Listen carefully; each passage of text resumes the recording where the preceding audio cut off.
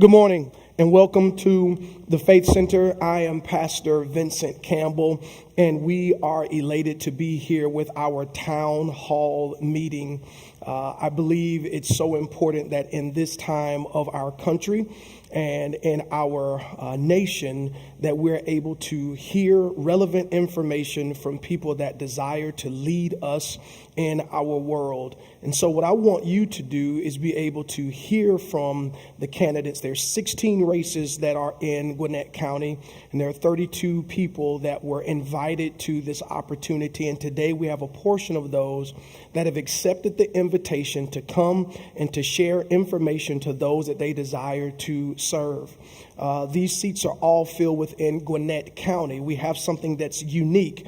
I'm a pastor in a church that's in DeKalb County. I believe that's important to say because I don't have a dog in the fight. I don't have a horse in the race.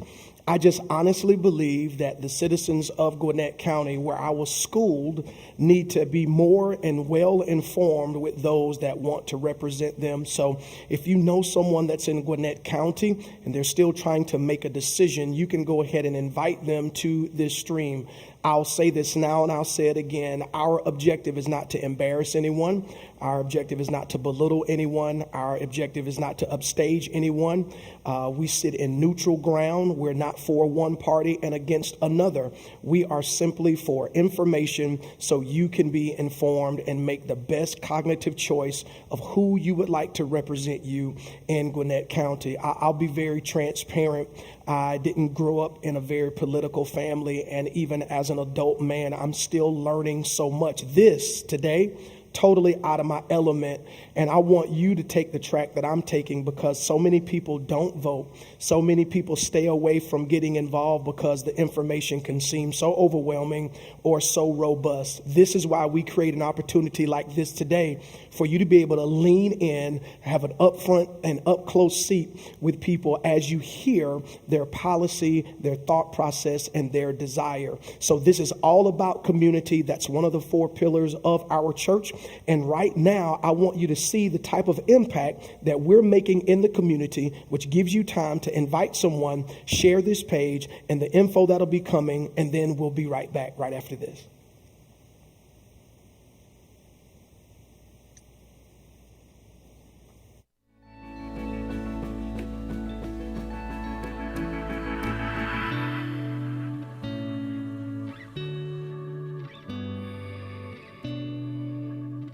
Hey, Faith Nation.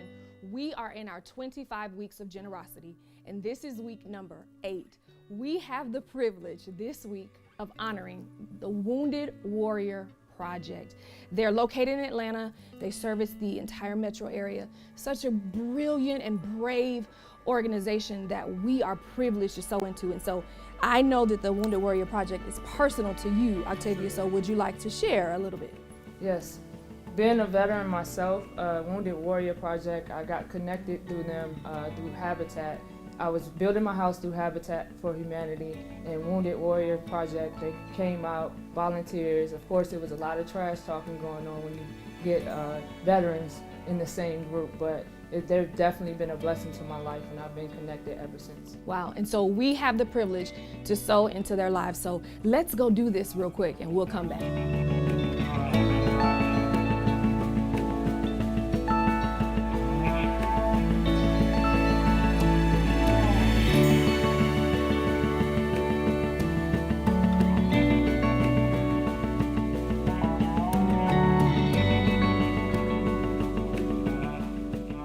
So, Faith Nation, Octavia and I just had the privilege of honoring and giving into the Wounded Warrior Project. Listen, I knew I was never set up to serve, but these people, they are sacrificing their lives, they're sacrificing for their families, they're sacrificing for you and I. And in many cases, they go away and they never come back the same. And so we felt the least that we can do to honor them for what they are doing for us was to sow into them. So, hey, keep the Wounded Warrior Project in your prayers. And thank you so much for your giving because it allows us to do what we do.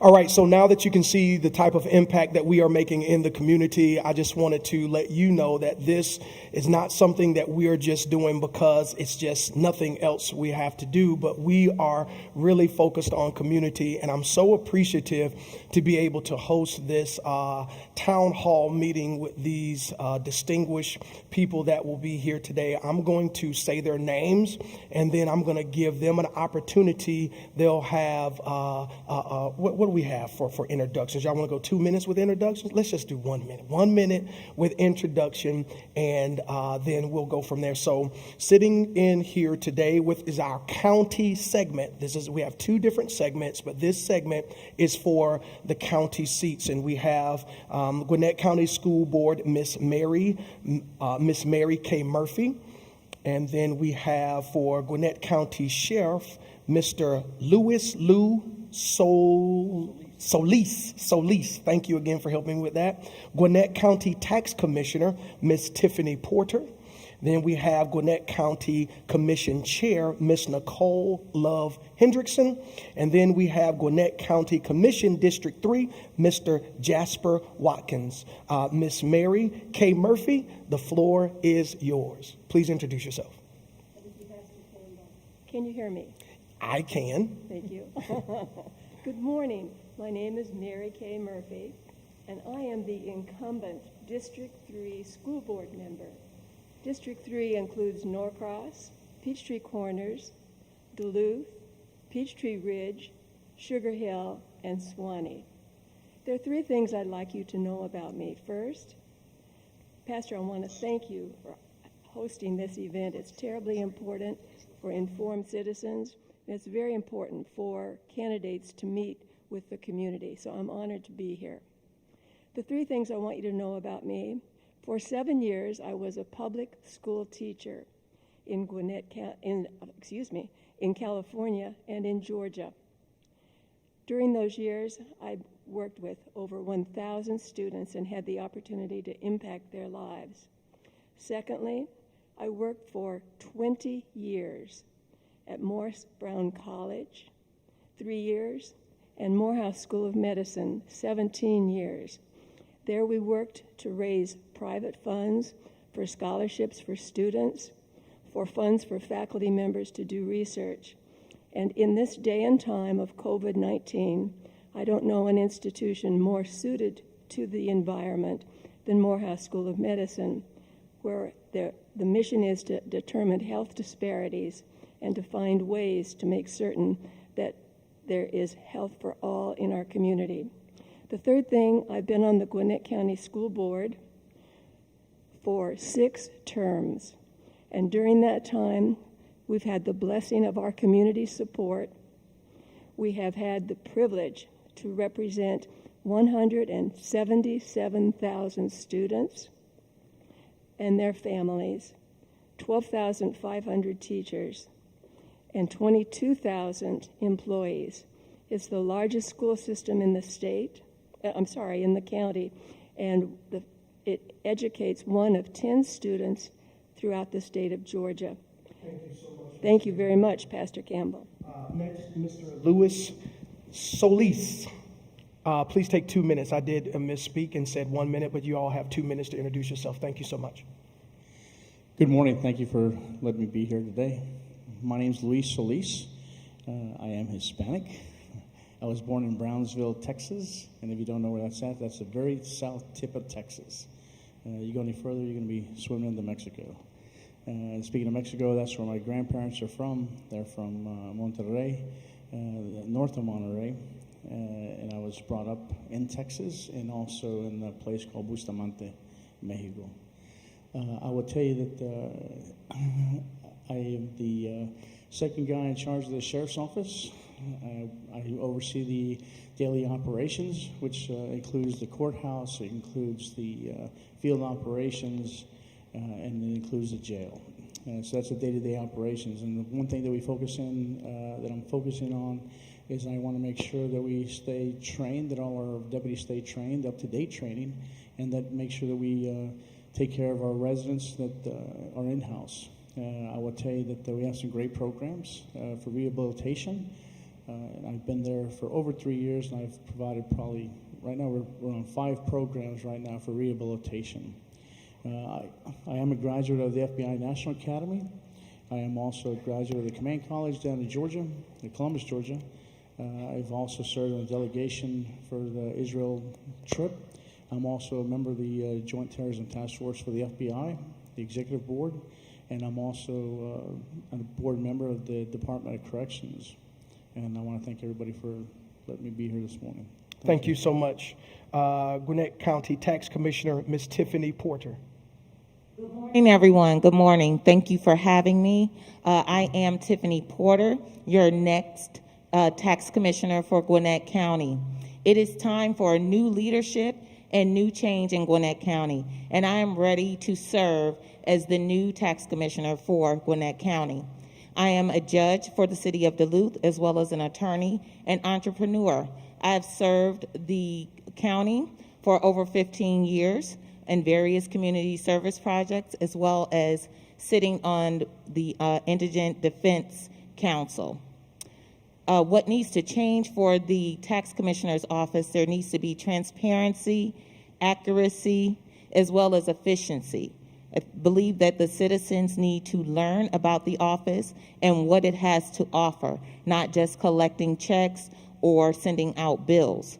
I want people to get a better grasp as to how the tax commissioner actually helps the county and how the tax commissioner will continue to help grow the county to be the most successful county in the state of Georgia.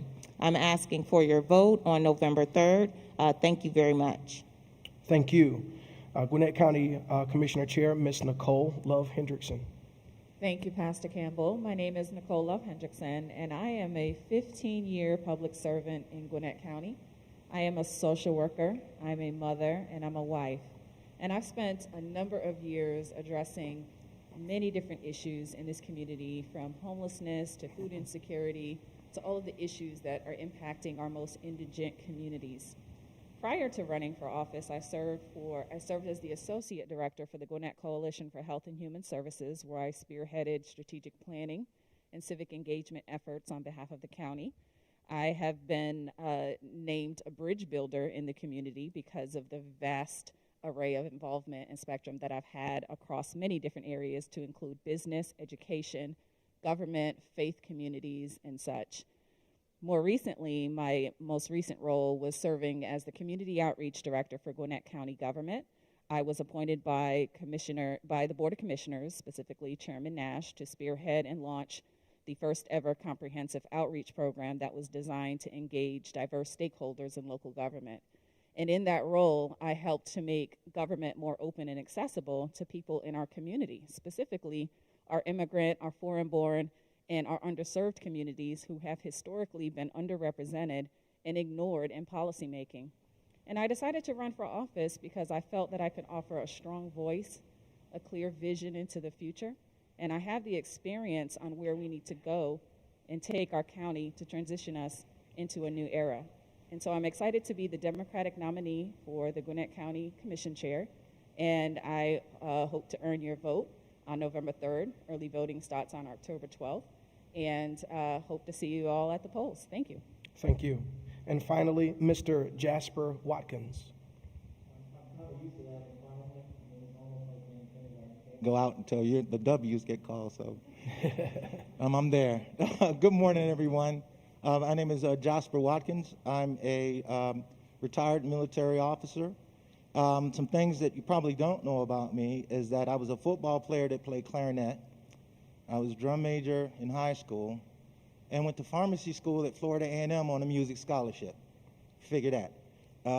Fast forward in the military, held various positions where I did my residency in nuclear pharmacy and then my master's in Central Michigan when I was the director of contracting officers for the anthrax program. So I'm pretty well versed in, I would say, disaster type events and also and epidemics.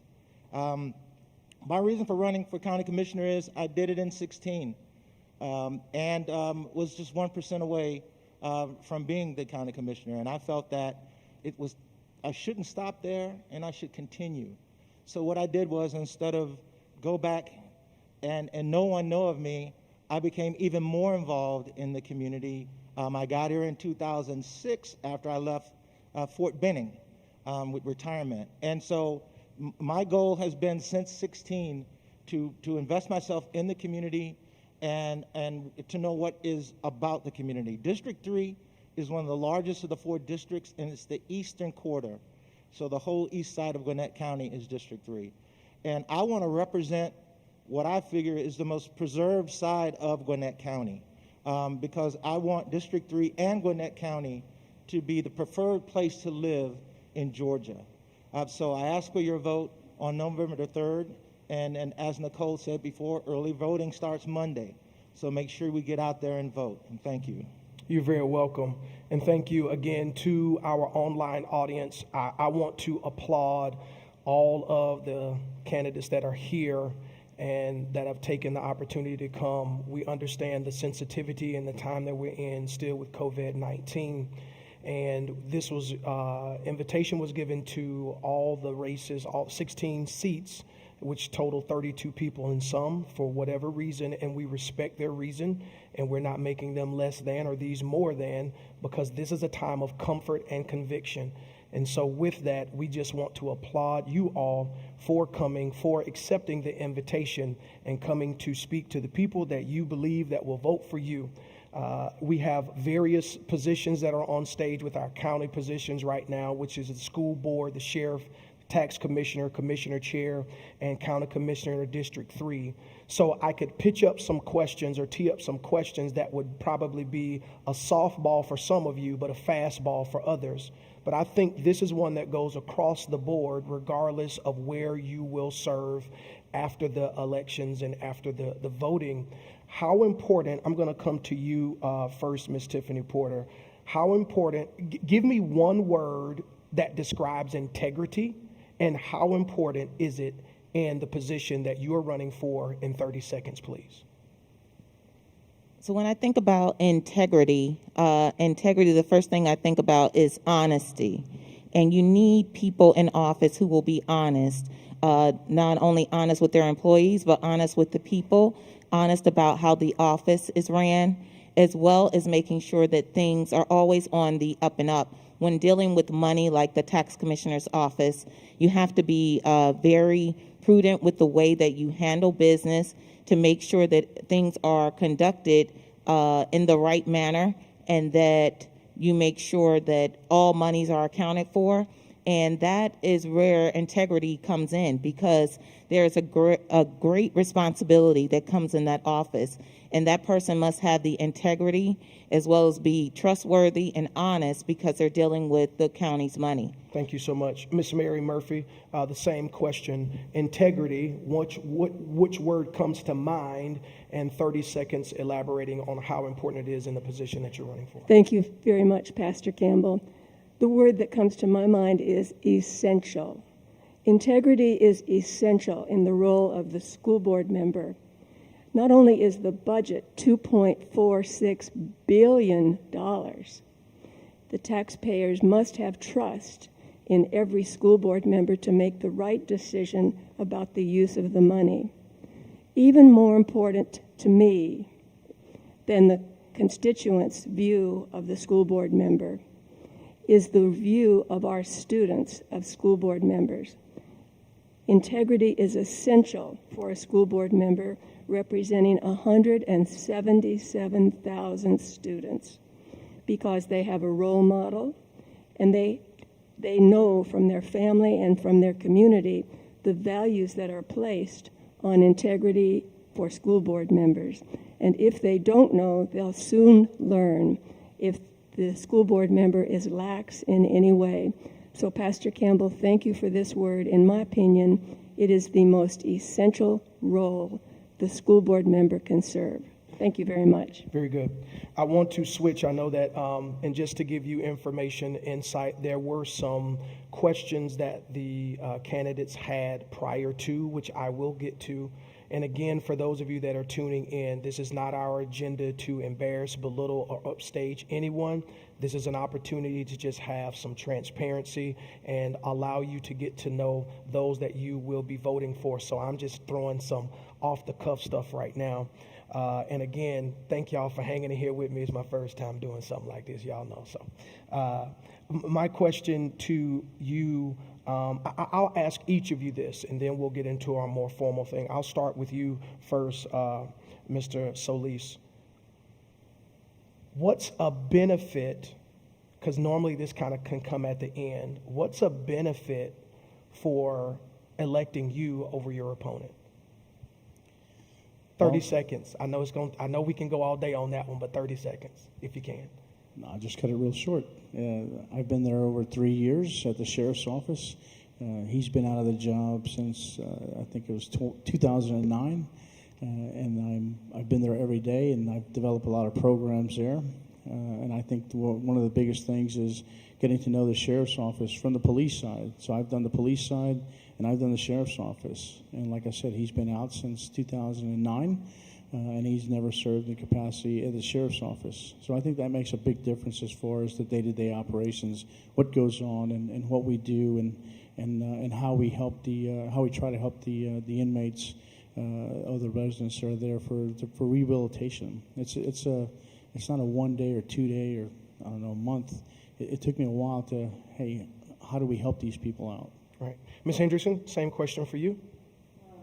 So I have experience, direct experience. I worked for the Board of Commissioners for 5 years under the leadership of the current Board of Commissioners and was appointed by Chairman Nash. I've also attended Board of Commissioners meetings.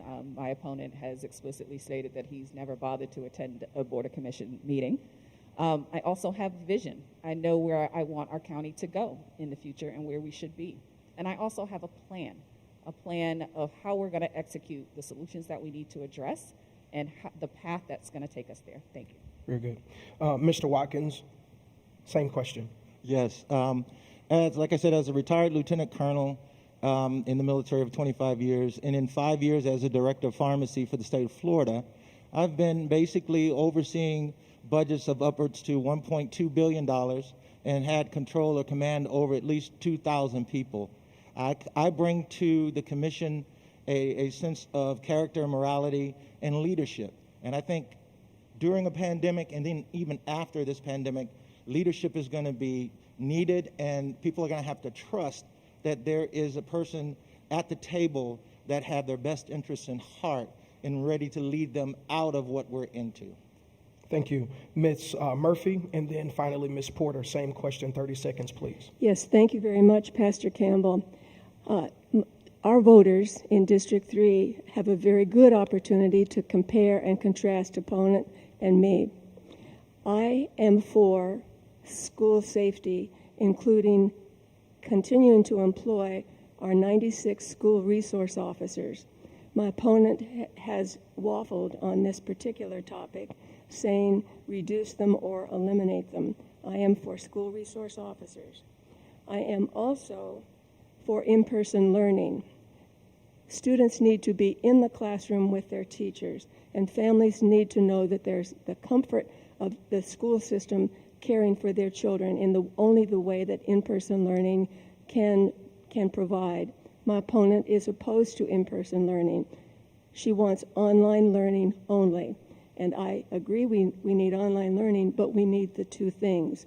Therefore, I support school choice, parents having an opportunity to determine how they want their children to be educated and where they want them to be educated. My opponent Thank you. is Thank opposed. you so much. Ms. Thank Porter, you, Pastor Campbell. Your question. I mean, your time to answer. Yes, thank you. I would say for me, my opponent has been in office now for 9 years unopposed, and before that, he was the person who ran the office had been there since 1984. And so for me, it is very important that we change and that we must encounter new changes and new ideas. It's time to be more transparent, also showing some visibility. I plan to be visible so that the citizens do know who the tax commissioner is and what the tax commissioner can do for them. So it's about visibility and accountability and making things more accessible, and that's what I plan to do. Within the places that you desire to serve, do you see systemic racism being an issue, if it's an issue at all? Where you desire to serve as sheriff, as county commissioner, tax commissioner, commissioner District 3, do you see systemic racism being an issue, or isn't an issue at all? The reason that I ask this question is because as we've been watching the presidential debates, there's a big divide when it comes to systemic racism. And I just want to say thank you all for not letting the fly have to stop you from making your comments. You're doing a great job. But the systemic racism, when you ask one candidate, it's one side, and then you see it's another side. And America is divided when it comes to systemic racism. And just based on that, will you answer that question? And I'll start with you, Mr. Watkins. Would it be a challenge, or is it a challenge based on where you are? And if it's not a challenge, then I would like you to elaborate on that as well. If you can do that, I'll give you 2 minutes each on that one, those that I select to answer that question. Well, thank you. That's a great question, because when you hear people talk about Gwinnett County, they're always talking about Gwinnett County is the most diverse county in the state of Georgia. Well, that's just like looking at a bowl of fruit. If you have all kind, it's a diverse bowl of fruit. But it's not until you pick one up and eat it that's the one you look at. So when I look at diversity, I look at leadership, I look at leadership positions, and I look at positions of power whereby policies are made. So when I look at District 3, I see that being diverse does not equal to having influence over policy. And so in that instance, saying that there's systemic racism, I think there's a bit of apathy, and there needs to be more education. And I think with education will come more what I call diversity that comes to the table, whereby policies can be made and affect everyone in the district.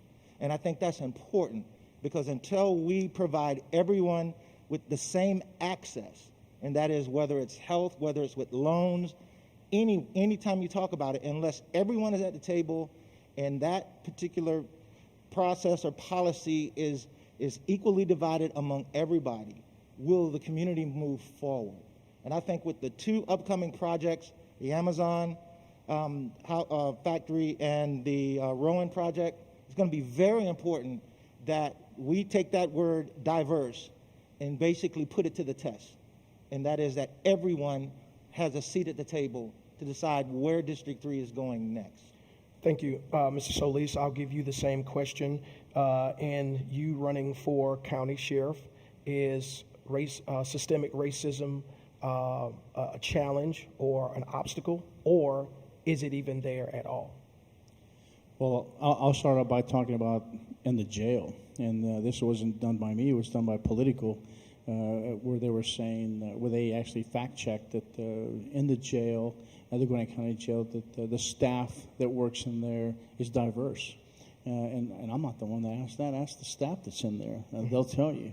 I have a lot of women that are in charge and a lot of women that have rank, whether they're black, white, Hispanic, either or. But one of the things that I think I pride myself inside the sheriff's office is a lot of our training right now is we're trying to catch up with all the times that's going on right now. So we brought outside help to make sure that we are on the right focus, that we are on the right track, to make sure that we are being that there is no racism within the sheriff's office. So we brought in a specialized doctor to make sure that he's brought stuff from the outside to the inside. But I will tell you that one of the things that we're trying to do is we're trying to make sure that everybody understands that at the sheriff's office, we're a constitutional office, and one thing that I tell my staff is, hey, we're one color and one color only, because we have to make sure that we serve the people, and that's one of the biggest things that we try to pride ourselves in. Ms. Hendrickson, same question. Yes, in my role as commission chair and the role for the Board of Commissioners, there is absolutely systemic racism, and we see this manifest in our zoning policies and the exclusion of voices in public policy making. We see it manifest in over-policing of specific communities. We see it manifest in procurement of businesses and resources and resource allocation. And those things have to change. And as the community outreach director, it was something that I noticed starkly as an employee, and something that I wanted to work on rigorously. And as chair, something that I'm committing to doing is creating a commission to study systemic inequities, because they do exist, and they continue to marginalize and further deepen the divide of socioeconomic inequalities within our community. And there are things that we can do to mitigate against that. And that is something that I'm committed to working on and eliminating, to ensure that if we are going to be the diverse county that we celebrate, that it truly is inclusive and that everybody has access to opportunities and upward mobility. Ms. Porter, your question. Yes, I agree with Ms. Hendrickson, and I believe that when you go into an office, you have to take an assessment. And I think it's very wise that we take an assessment as we go into office to see where the needs are. I believe that systematic racism does exist. And we can't just sweep it under the rug as if it doesn't, as if this county does not deal with those issues. We have a lot of first blacks that are actually running and in positions in the county. So that shows you very well in 2020 that we are still dealing with access and with people having the same opportunities as others. And it's time for a change, and it's up to us as we go into these offices to make the necessary changes. That doesn't mean you just fire everyone and try to make it look a certain way. You want people to be qualified as well as represent the diversity of the county. Very good. Ms. Murphy, your question. Thank you very much, Pastor Campbell. The answer I would give is the Gwinnett County Board of Education and the school system are based on three tenets, always looking to see what we can do more, better, differently. Our school system is indeed the most diverse in the state. We have 33% Hispanic students, 32% African American students, 10% Asian students, 14% Caucasian students, and in addition, multi-race students. So for such a very diverse system, we're always looking for ways that we can include. Inclusion is the parallel word to diversity. What we have done, we have created the position of a chief equity officer. He comes to us with a very brilliant background in school administration, especially in Gwinnett County Public Schools.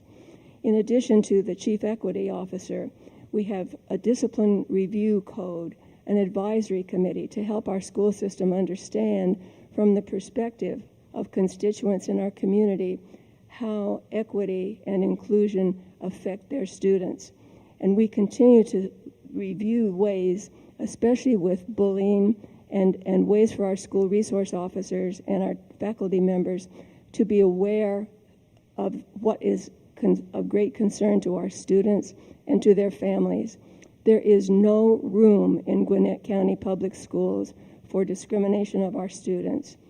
Every vote that I have ever taken on the Gwinnett County Board of Education affects not just District 3, which I represent in elections, but every student in Gwinnett County Public Schools.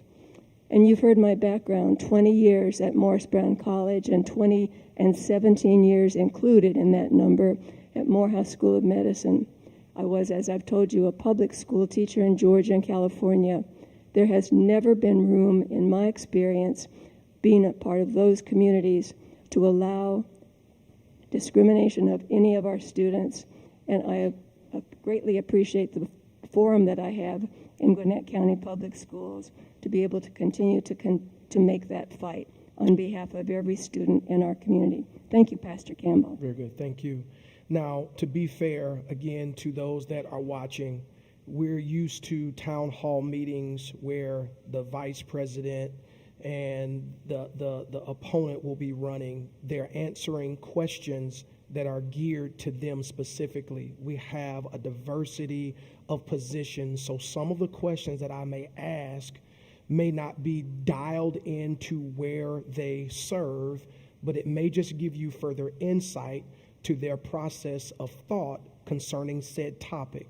So if I ask an education question to someone that's running for tax commissioner or sheriff, the answer may be much more different than someone that's running for the school board. So I just want to give that insight to those that are watching. So if you don't think that they're giving the answer that you deserve or think that you deserve, you got to look at the position in which they hold and what they're going for. I think that's fair to say. Is that fair, y'all, to a degree? Okay. Because again, these times can be so dirty, and I don't think we have to be dirty for people to find out where your mind is and where we're going. And I just love the fact that the church is doing it, and the fact, because our focus is to be a bridge. I know there's a separation of church and state, but I believe the church, which holds great clusters of the community, needs to open the door and the dialogue so we can be at that bridge where it's been broken for so long. So there's a big contingency of people that want to know about health care as the potential continuation of the presidency is there. The potential is there, and also the potential is there for a changing of the guard. Where do you stand on universal health care? Where do you stand on universal health care? 30 seconds, please, and we'll go with Ms. Porter. I believe that, as a 2-time breast cancer survivor, I believe that health care is so important, and it's so important to be available to everyone, whether they can afford it or not. For me, 2008, I was diagnosed with breast cancer, had 4 small children under the age of 10, no job, no health care. If it wasn't for the doctors that took me in and took me into their benevolent programs, I don't know where I would be today. And that was because I did not have the insurance, and I couldn't get the insurance at the time. But I was so blessed to have those that came in and were there to help me, and then to guide me to get the proper health care that I needed at the time. So I think that health care should be provided for everyone, not just people who have jobs, but that we need to make some kind of programs that will help those who are less fortunate as well as the elderly. Thank you. Mr. Solis, where do you stand on universal health care? Well, I'm going to answer that, and I'm glad you specified as far as different jobs. But as far as, and I'll answer from the jail perspective. At the Gwinnett County Jail, we just got a new health provider. And I will tell you, one of the things we have a lot of, when the police bring in some homeless people, one of the biggest things for us is, hey, we're not looking at the cost as far as, when the guy comes in. Our biggest thing is, hey, man, get the guy some health care. The problem we have, when they're talking about everyone should have the health care, the problem we have in the jail is the mental health issue. The mental health issue, we're trying to help the people out that are inside, the residents are inside the jail. The problem is, if there's not a bed available, then we can't send that person to get the proper the health care. So it's very important for us to find out how do we make those beds available to people that need the right health care. So that's what we're trying to make sure that we provide health care for all the guys that are inside there. But at the same time, when they leave, how do we get them the same help, the same pills that they're getting inside the jail? Thank you. Ms. Hendrickson. Well, universal health care is a federal issue. However, the lack of providing universal health care to citizens does trickle down at the local level, because we do see the overburdened emergency rooms in our local hospitals and clinics, community clinics that Gwinnett County does fund. We also see the demand from our local public health department and the strong need for services and the lack of available services to meet the strong need. I mean, that is the number one issue in Gwinnett County, is that a lot of people are facing lack of health care. And as leaders, we need to support our local infrastructure, whatever that is. And, we have community clinics, our hospitals, our public health department. And as a county commission, I think that we need to do our part to help strengthen the capacity of those entities to serve those in need. Ms. Murphy, your question. Thank you very much, Pastor. Well, I have shared with you that I worked for 17 years at the Morehouse School of Medicine. While there, I became imbued with the understanding of the great importance of universal health care, most especially the health disparities that affect underserved individuals. We understand that great importance in our public school system, and we partner with the Gwinnett Health Department under the direction of Dr. Audrey Arona. We couldn't have made it through the COVID pandemic, bringing our students back to our schools, without the great help from Dr. Arona. And we also, of course, partner with the Gwinnett, with the Georgia Department of Public Health, and we are indeed led by federal guidelines that allow us to understand the implications of health disparities in our public schools. While at Morehouse School of Medicine, I worked side by side with Dr. David Satcher, the 16th U.S. Surgeon General of the United States. He is a pioneer in mental health services for all in the community. And so, as I say to you, with my 17-year background at Morehouse School of Medicine, I bring that to every decision that we make on the Gwinnett County Board of Education regarding mental health, regarding physical health, and the well-being of our students, and certainly our students' families. Thank you, Pastor. Thank you. Mr. Watkins, where do you stand on universal health care? Yes, I'm for universal health care, and I'll tell you why. I'm a product of it. As a military brat, I was in the Department of Defense healthcare system, and as an active duty military officer, I was in a system called TRICARE, which is part of DOD, which is a federal program, which is universal care for all military, active duty, and reserve service members. So it does work, and to be part of the commission board and having expertise, being a healthcare professional as a registered pharmacist and nuclear pharmacist, I think I bring to the table insight on how universal type programs work, emulating what basically I grew up with in the Department of Defense. And the fact that even with my children, they were able to stay on my military health care coverage until they finished college. So even with the Affordable Health Care Act covering the students and children up to 26, I mean, I lived that system. So working with the chair and with other commissioners, I'll be that voice for all of those in Gwinnett County that do not have that primary access, by creating methods and pathways for them to get that care. Thank you so much. One of the challenges that is impacting our world, regardless of your position, is digital learning. With COVID-19, the way that it is causing many organizations to pivot. And I want to ask you, what is your position on digital learning? And now that schools are reopened, do you think that we're handling that the best way? What is your position on digital learning? And now that schools are back open or reopened, do you think that we're handling this the best way? And as we dial in, because I want to give you all your time to make your final address, please limit your comments to 30 seconds. Or I'll do like the old Baptist preacher, I have to pull your coattail, okay? So, Ms. Porter, I'll let you answer that one. And Ms. Murphy, since that's a sweet spot for you, I'll let you answer that one, but you got to give me 30 seconds, okay? Go ahead, Ms. Porter.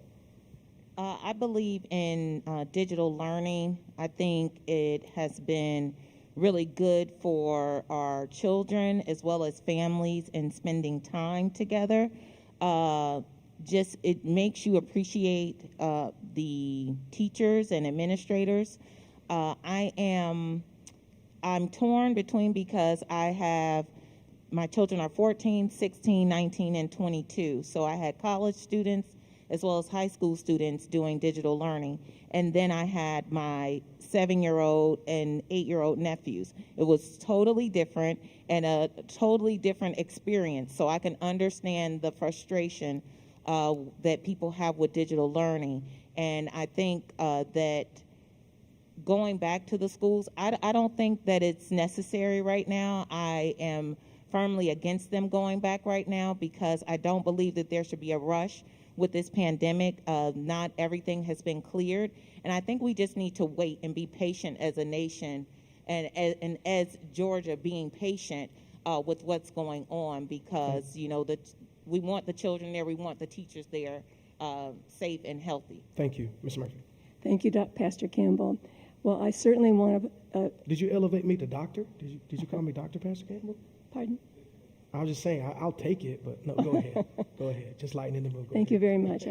I believe I called you Pastor Campbell. Okay, I heard doctor, so I don't know. I'm sorry. Go ahead. Not She's at all. like, no, Thank you're you not a very doctor. much. I certainly want to emphasize my support of digital learning. While at Morris Brown College, we worked very hard to provide a computer for every one of the students at the undergraduate level, because at that time, the digital divide was definitely separating students who had computers and students who did not have them. In my role on the Gwinnett County Board of Education, the computers and Chromebooks have been a saving grace to us as we have brought our students back to our classrooms or allowed them to study from home. We've purchased 44,000 Chromebooks, and we have 25,000 more waiting. That is to say, so that we could provide Chromebooks or computers for every student in our community, in our public school system who needs that to study. So definitely I support the digital divide being eradicated from the student experience. Thank you, Pastor. Thank you. This is a question that you all were given concerning criminal justice reform. What is your position on the current protests as it results to the outcome from the Breonna Taylor case? What is your current position? I'll ask you that, Sheriff. One of the things we learned from the first protest that we had in Lawrenceville, before I go on, the condolences go out to the Breonna family.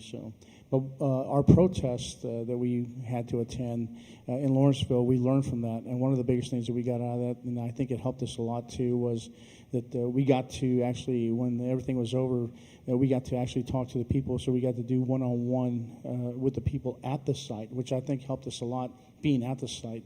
The first day, not so lucky. It got a little out of hand. But the second and third day, we learned from it.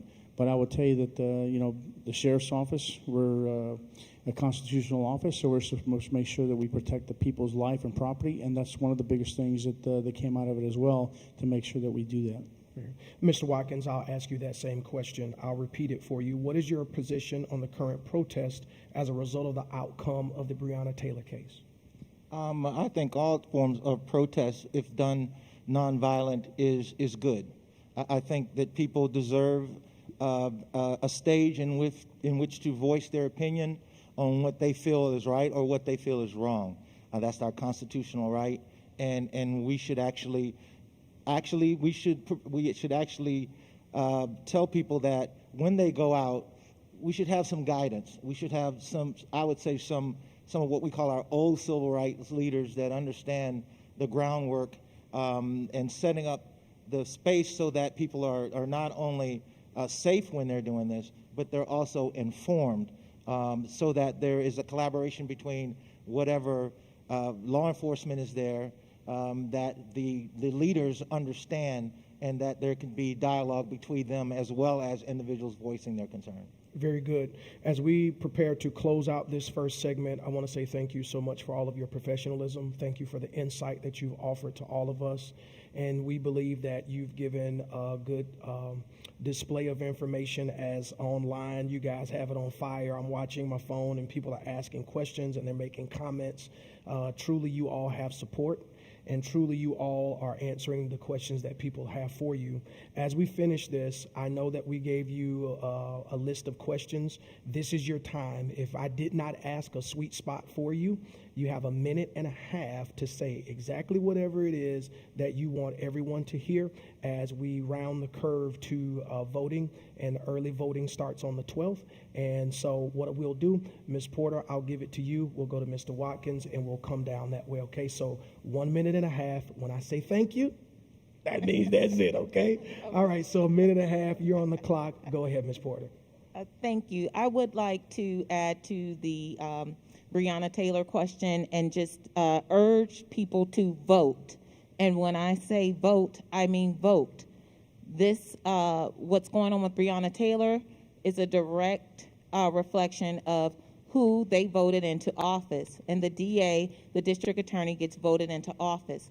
So it's very important that people pay attention to the local elections and they do the research before going out to the polls. Don't wait until getting in at the polls and looking at your phone before knowing who you're going in to vote for. It's very important. You may think it's not, but it's very important. As for me, I ask for your vote on November 3rd. Again, it's not me, it's we, and we're all in this together. And I just urge everyone to exercise their right to vote. This is very important for this election. Thank you. Minute and 12 seconds, very good. Mr. Watkins, it's on you. Yes, on the matter of digital education, I think it is incumbent upon me as an elected official to make sure that the infrastructure to support digital learning is there. And look, homeschooling, you can kind of say equals digital learning. I mean, I think it's time to bring homeschooling parents to the table to discuss this issue as well, so that it would help us to determine the infrastructure background that would be needed in our county. So what I'm saying is, as a commissioner, I must be read into everything that is going on throughout the community. That means transportation, economic development, workforce development, and when I look at the unincorporated areas of Gwinnett County, and in particular I'm talking about Centerville, that's an area of Gwinnett County that is very important to us, and I look at it like this. South Gwinnett is the gateway into what Gwinnett is about. 10 seconds. You never get a second chance to make a first impression. I'm Jasper Watkins. Please vote for me on November the 2nd. Thank you. All right, thank you. Ms. Hendrickson, your question. Anything that you want us to know about you, your closing remarks, or any question that I did not ask you that we gave to you? I thought your questions were great, and well, thank you. I will use this opportunity just to reemphasize how much local elections matter. Oftentimes people show up to the polls every 4 years to vote for the president in those congressional races, but it is those local elections that impact your day-to-day decisions. It's the school board members who are deciding the direction of your schools that your children are attending. It is the county commission that's allocating resources in the communities and funding projects and resources. It is your district attorney who is making decisions on law enforcement and how justice is going to be served. And so you have to go all the way down the ballot to make sure that we're getting this right and that we're voting for people who are reflecting the voices and the values of the people. What we're seeing at the national level is not immune to what we see at the local level. The local level is a microcosm of that.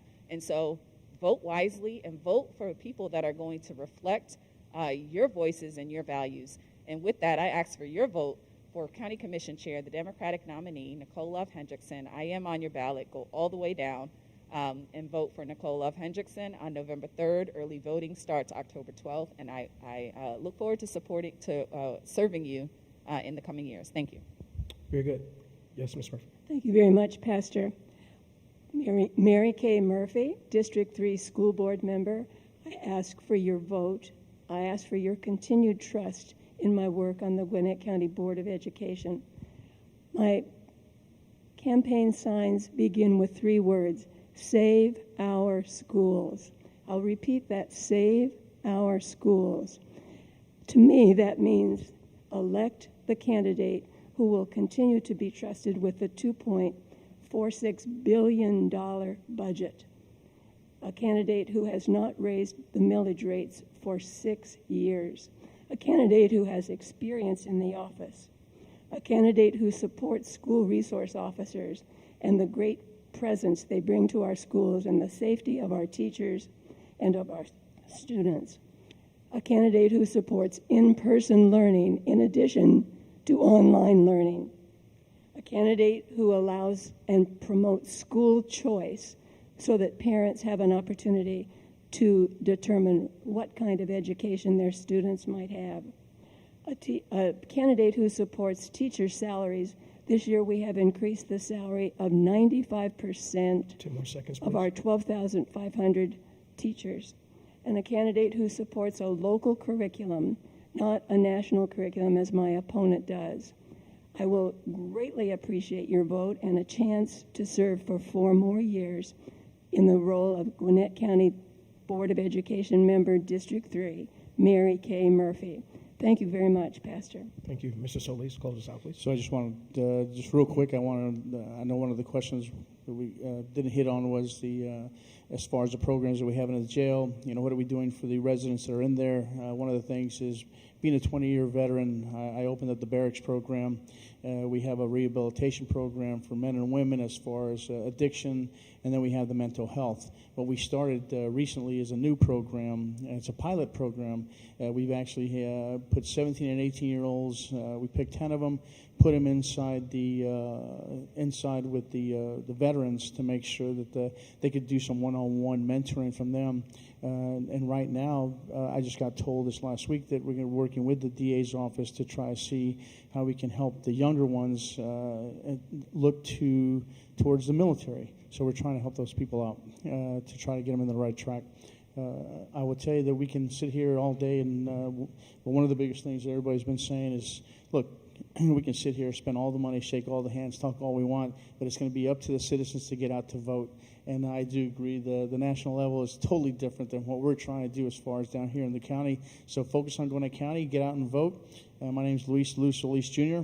My Facebook page is Luis Solis for Sheriff, and the webpage is solisforsheriff.com. Thank you.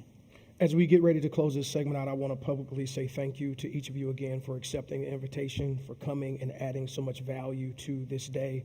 I'll surmise the day with this comment from Jennifer Simmons on Facebook. This is the most constructive forum representing my state of candidates that I've seen to date. Thank you, Pastor Campbell and the Faith Center. I think that sums up this day. I want to, again, professionalism at its best. I pray God's best over all of you, wherever you are, in any of your endeavors. Again, for those of you that are watching, I pastor a church in another county. This is not home cooking. This is not us fighting for one person over another.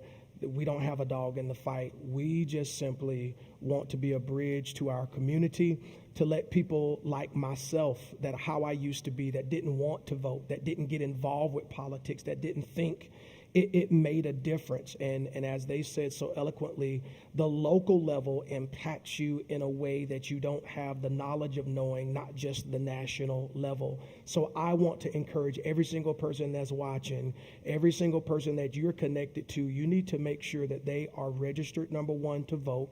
Number two, that their vote is their voice, and then we need to exercise that right.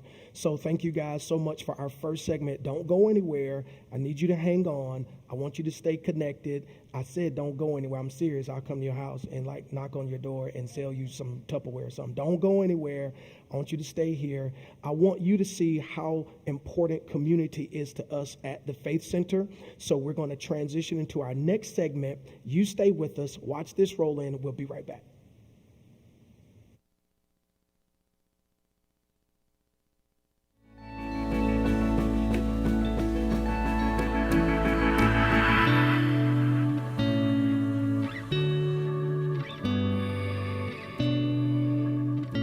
Hey there, Faith Nation. We are in our 25 weeks of, you know what, 25 weeks of generosity. This is week number 9, and we have chosen an organization right here in DeKalb, in Decatur, called God Chosen Development Center. Angela Brown started this organization back in 1999, and she branched off. She was a daycare center in essence, but she turned it into a nonprofit because she had a stronger desire to do more for her community. So not only does she provide quality childcare for kids, she also provides food during the holidays, clothes, uniforms, financial assistance to her families. She does a whole gamut of things for the kids and the families that she serves. Angela's heart desire is to provide a variety of things and services to her families. And so let's get ready to go sow into God Chosen Development Center.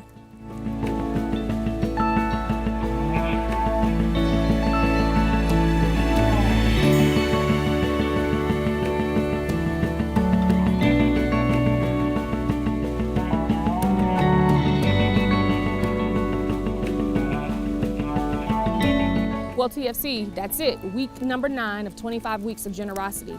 Thank you so much for everything that you do, because what you do and how you sow into the Faith Center, it allows us to sow into the lives of others. And so continue to give. We're so thankful we get to do this.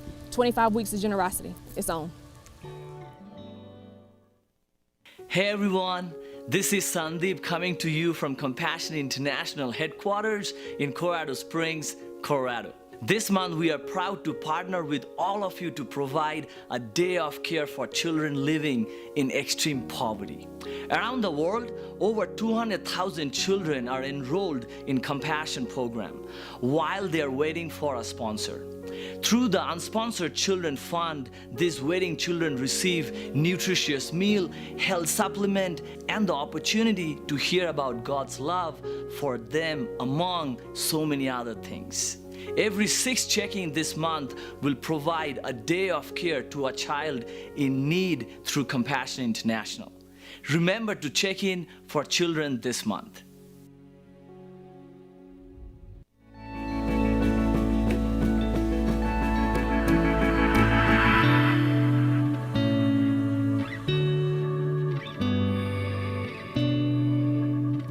Hey, Faith Nation.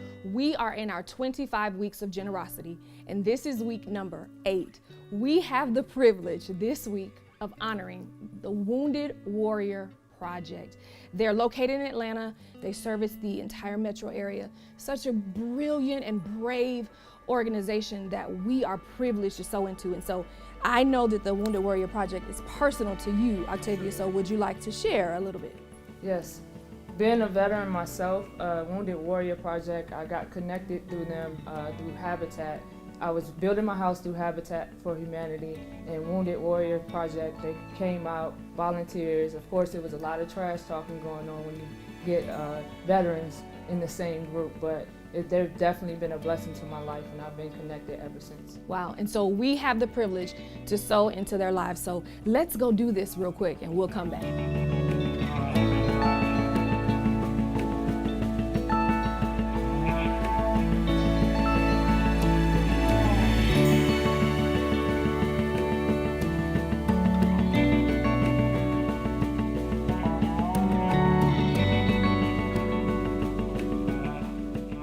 So, Faith Nation, Octavia and I just had the privilege of honoring and giving into the Wounded Warrior Project. Listen, I knew I was never set up to serve, but these people, they are sacrificing their lives, they're sacrificing for their families, they're sacrificing for you and I. And in many cases, they go away and they never come back the same. And so we felt the least that we can do to honor them for what they are doing for us was to sow into them. So, hey, keep the Wounded Warrior Project in your prayers. And thank you so much for your giving, because it allows us to do what we do.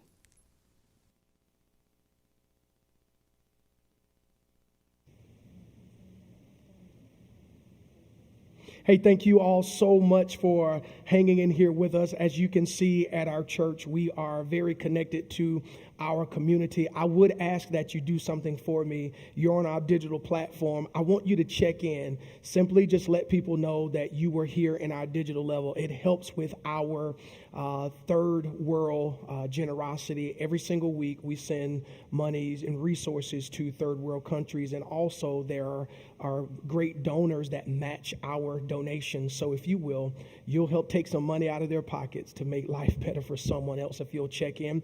I will ask you politely if you will share, if you will let people know that we are watching this. This is our town hall meeting, and I'm elated to be able to do this for those of you that are just now tuning in. I'm Pastor Vincent Campbell of the Faith Center, and we are doing this because we want to be a bridge to the community. So many times people feel that voting does not matter, and also with the separation of church and state, I believe that there's a way, with church being big clusters within our communities, we can make a big, impactful difference. So here we have representatives of Gwinnett County that are here to let you know what they think, how they feel, where they stand in certain areas and or topics. So now we're going to get started in our second segment, which is the Senate and County the Senate and the county, for our House, our Senate, and our county. Our House, our Senate, and our county. And so Gwinnett County Sheriff is Mr. Kebo Taylor.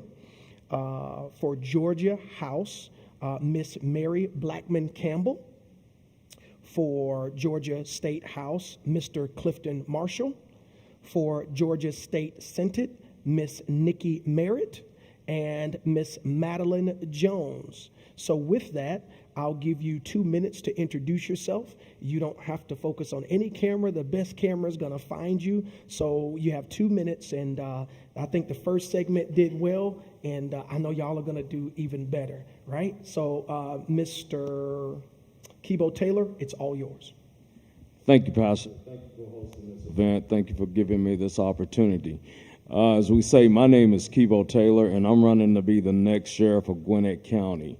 I'm a lifelong resident of Gwinnett County. I started with the Gwinnett County Police Department back in 1983. I retired from the Gwinnett County Police Department after 26 years at the rank of major. During my time with the police department, I was the first African American in the history of that department to make rank test and be promoted. And I retired as the highest ranking African American ever in the history of that department at that time. My wife and I, we raised our kids here in Gwinnett County. We're currently, my son them is raising our grandkids here. I have a master's degree from Columbus State University. I have a bachelor's degree from Mercer University in criminal justice. I am a Command College graduate, class number 10. I have over close to 3,000 hours of training, post-certified training. Outside of policing, I spent time working in the mental health field, and I've also worked in the school system. So again, thank you very much for this opportunity. Thank you. Miss Mary Blackman Campbell. Thank you. Thank you so much for having me today. My name is Mary Blackman Campbell. I am running for House District 97. That's the north side of Duluth, Suwanee, Sugar Hill, and the very small little amount of Beaufort. I am a daughter of Georgia. I was born at Piedmont Hospital, grew up here in the city of Atlanta. Did go away for school, but have been back in Gwinnett and Duluth for the last 13 years and chose Duluth to raise my family. I love Gwinnett County. I picked Gwinnett County because of its diversity. I wanted my children to grow up in a different kind of environment than I did growing up in Buckhead, which was a wonderful childhood, but not a diverse one. So I'm very fortunate that I had the opportunity to choose Gwinnett County when I chose to raise my family. I was raised by parents who taught me that it was a privilege to be able to serve, not an obligation. And I didn't realize that this was going to be my path when I started raising my family. I am a single mom. I've been a business owner for the last 13 years. I ran other people's businesses for about 10 years before that. And I never thought I'd be a politician, but I turned around in the last couple of years and saw that the representative that was representing my community didn't really understand what was important to my community and what was necessary. So I knew I needed to step up and lead. And so I am feeling my way through this and enjoying every minute, and really welcome the opportunity to give you some more information about me and who I am, and hopefully earn your vote today. Very good. Thank you. Mr. Marshall, 2 minutes, please. Thank you, Pastor Campbell and the Faith Center for having this program. I'm Clifton Marshall. I'm running for House District 103, which takes in northern Gwinnett and southern Hall County. I'm a third-generation Georgian, where I grew up in the Atlanta area, part of the Atlanta public school system, where I participated in the athletics of basketball, baseball, and ran cross country, in which I was the captain of both the basketball and baseball team. I furthered my education by going to Dartmouth College in Hanover, New Hampshire, where I majored in economics. And since then, I became an employee, part of the AT&T system.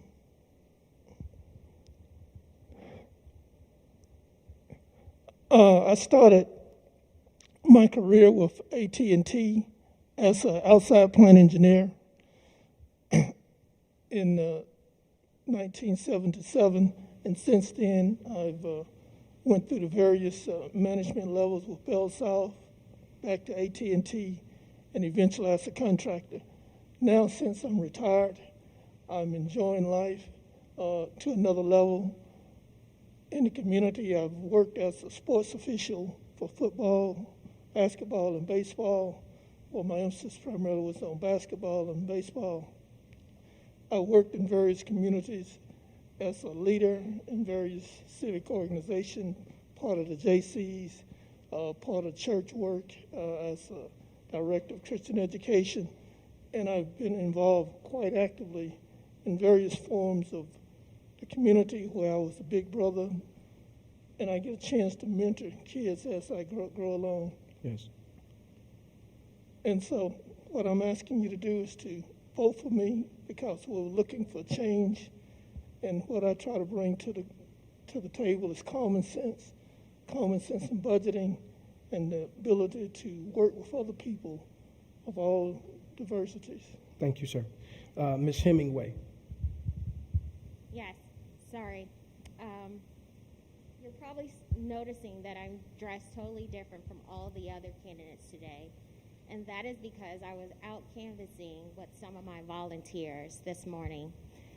One of my favorite quotes is by Zig Ziglar, who said, "For some people, the only Bible they will ever read is the way you live your life." So I always try to be the example, and I am willing to get in to do the hard work. I grew up here in the metro Atlanta area, and I didn't have much. But the one thing I had was a mother who had a big heart for the community, and she worked hard. She was the first entrepreneur I got to know. She taught me so much about business. I started my first business when I was 21 years old. I've owned multiple businesses throughout, and I am very successful today. I believe in the magic of people. I believe in holding on to hope because sometimes that is all you have. The reason I put my name on the ballot is because I want people to know that an everyday person like me will fight for you. Our community deserves better than the leadership that we currently have today. I believe we can get there. We can create opportunities for everyone in this community. Every person deserves to have their voice heard. Every person deserves to have a seat at the table. My name is Nikita Hemingway. I am running for House District 104. Thank you, Ms. Merritt. Thank you for having me today. You're My name welcome. is Nikki Merritt, and I am running for State Senate in District 9. That's on the east side of Gwinnett County. I am I grew up in Georgia, in the suburbs of not Gwinnett County, Cobb County. And I am a longtime Gwinnett resident. I live here now in Grayson with my family, my husband and 3 kids. I am a retired telecommunications worker and have served my union during that time. You know, incidentally, it was AT&T as well.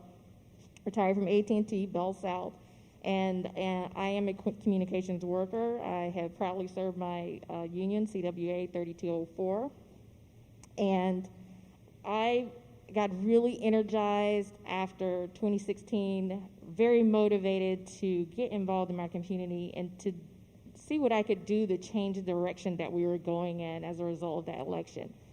I got on the ground, registering voters, make sure we had voters registered for 2018 so that we could flip seats, and we saw huge gains then.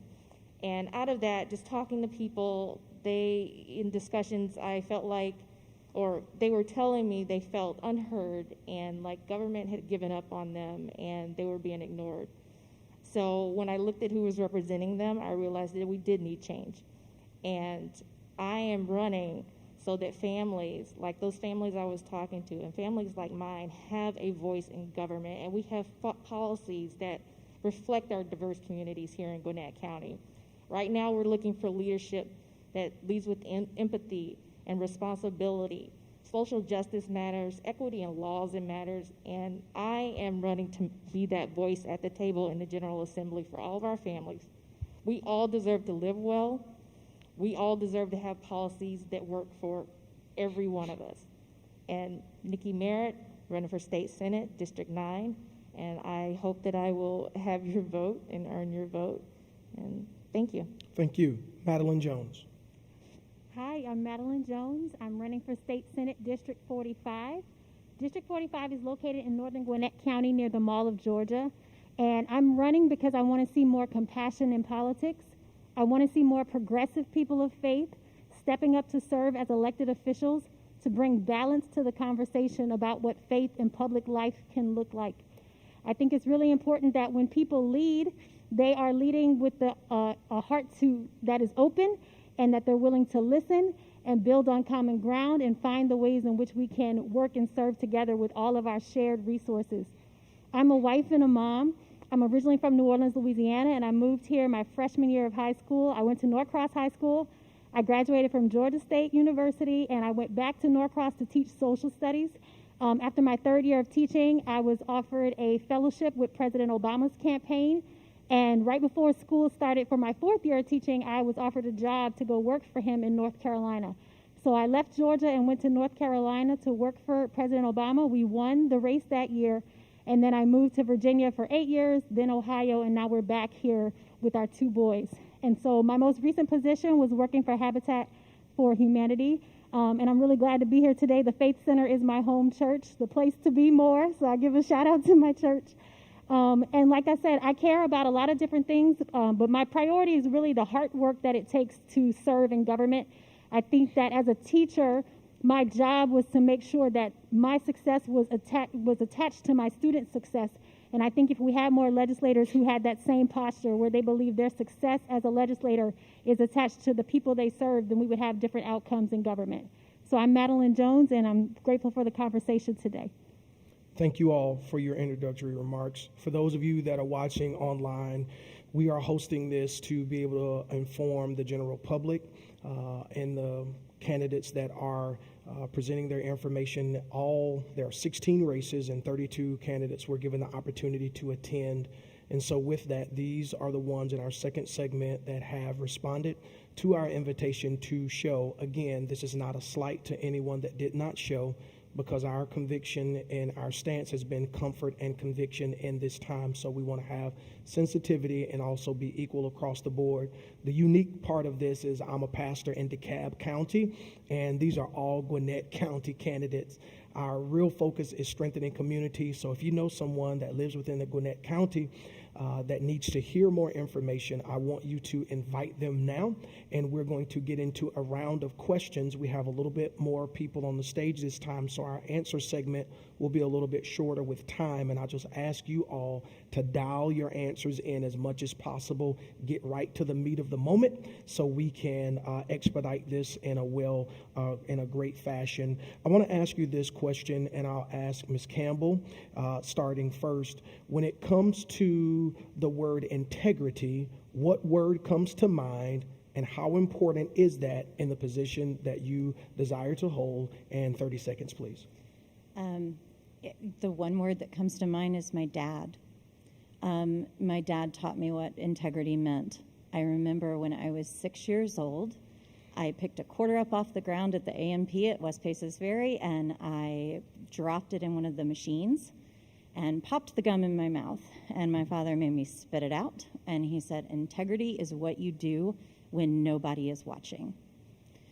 And that has always stuck with me. My dad spent a life of service with the state of Georgia, and so I am looking forward to carrying his message, which is now my message as a mom and a business owner and an employer, that integrity matters, and it matters what you do when nobody is watching. Ms. Hemingway, integrity, which word comes to mind? And with you running for Georgia State House, how does that impact the position that you desire to hold? Accountability. I believe the only person who can measure whether or not you're being honest is you. And you have to have the guts to be honest every time, regardless of the outcome. One of the things I hold to in my candidacy is transparency.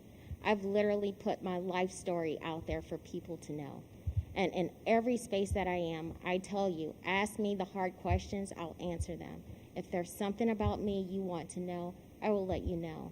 I believe integrity is important in making sure we have the right people sitting in every seat of government, because it doesn't matter what the issues are that are on the table. If you don't have the right voices that are behind that, people who are going to do the right thing for the right people, we're always going to be stuck. So we have to be able to move forward, and we can't get there unless we elect leaders with integrity. Very good. Mr. Taylor, I want to pivot and ask you this question. I believe I asked your opponent this question. What is something that you have to offer to the position that your opponent may not have to offer, or what is a strength that you have of yours? Thank you. A couple of different areas. First of all, my level of experience. My opponent does not have the experience, even though I've been retired for a number of years. He still doesn't have the level of experience that I've had serving in the Gwinnett County Police Department. My level of experience, I commanded 2 different precincts. At each one of those precincts, I had more people on a shift than what my opponent had in this whole department during the bulk of his career.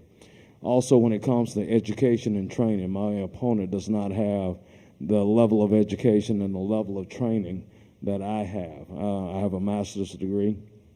I'm the graduate of the the Georgia Command College, and I have close to 3,000 hours of post-credit. Also, the last part of it is that my level of experience. You know, when you see some of the things that are happening in the Gwinnett County Jail underneath his command, my outside experience and some of the things that I've done outside of policing, I bring more integrity, and I wanted to answer that question too, but I bring more integrity to that office than what my opponent does. Thank you. Ms. Merritt, next question that I'll ask you is there systemic racism? Is that a such thing? Because as we watch the presidential debate, that's one of the topics that came up, and it seems that the answer for that was totally different based on the party that answered. So based on the position that you desire, that you're running for, number one, is there systemic racism? And if it's not, I'm trying to say it how I said it the last time. Is there systemic racism, and is it an impact in your running? And if not, then answer from there. So yes, systemic racism is at the underbelly, I think, of not our country, our state, and we see it in laws, in the judicial system. We see it in economics, as far as who can get loans. We see it in education, where we have some schools that are performing better than others and have better resources. So me at the state Senate level, part of my whole reason for running is to help change these areas, because a lot of times people that look like me are not getting served in those areas. And my campaign has always been about putting people first. The people that are electing me are my boss. Brian Kemp will not be my boss. I serve the people. And with that service, I feel like people of color in general, and as we're talking about systemic racism, just a lot of times are left out of that voice. They don't have anyone sitting at the table for them advocating on those issues. And I want to make sure that we are advocating for our communities. So yes, systemic racism is very real. It is a structure that we have to start disassembling, making things more equitable. And it is in all those educations, in finance, in education, in our judicial system, in our laws, and in our policing. Thank you. These are areas where we need to fix. Thank you. 30 seconds, same question, Mr. Marshall, and then Ms. Jones. I'm glad you asked that. One of the things I'm running on is quality of life. And the quality of life is indeed affected by systemic racism. And what happens is people who are the advocate of trying to do the right thing quite often get affected by individuals who think they're doing the right thing, but because of their blindness or because the way they've always lived, they felt they're doing the right thing. And so what I'm an advocate of taking place is that we try to open up dialogue with individuals who are different from us, whereabout you might do things one way, but if we can come together and see that we're all just alike, for the accountability of who we are is dependent upon the way we're perceived. And because we're isolated and not working together and coming together as people, socially, intellectually, spiritually, then we have different opinions, but yet we actually have the same values on a good number of things. So yes, there is systemic racism. Thank you. Ms. Jones. Yes, so one of the values that I'm running on is courage, and I'm a former social studies teacher, and I think it takes a lot of courage to talk about our American history and the origins of our history. And I think part of the reason why we struggle to have the conversation about systemic racism is that we struggle to have the conversation about our American history. And so, yes, it does exist, and these, the words of liberty and justice for all, the words of believing that all people were created equal, we're still aspiring to those words. And so, yes, to answer your question, it does exist. And in my role, the work that I can touch, the areas that I can touch, I think when we talk about equity, we just have to start with numbers. And so I think let's just start with numbers and see who's who and sitting in what seats. We can do that with our public HR data for all of our government institutions, to start there and just see what is the diversity like on each level by race, age, and gender in a very practical way, so we have some numbers to start with as a baseline for the conversation. Thank you. Ms. Hemingway and Ms. Campbell, I want to add, did I miss something? Oh. That question. You would like to answer that question? If that's okay. Okay, what if I don't want you to answer that question? I don't want you to answer that question. You know what, honestly, when I watch the debates and stuff, that's what I really want the moderator to do. So you want to answer the question too?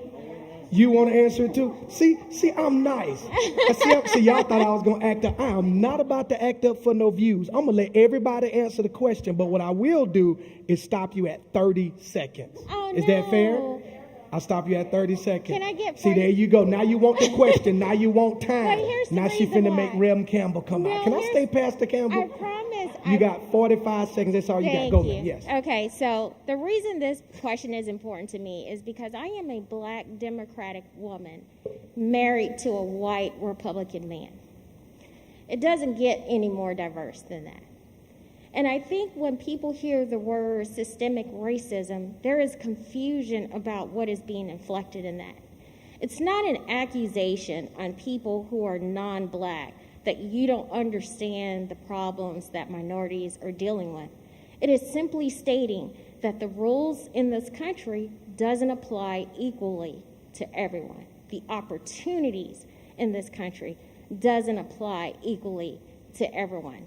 And don't be confused when you hear people who are anti-advancing equality state that, well, they're just looking for a socialist agenda. It is not that.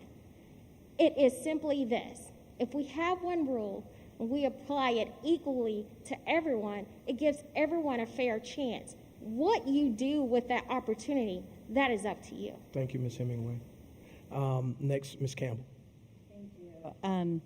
So when you asked this question, I immediately thought about when I was in college.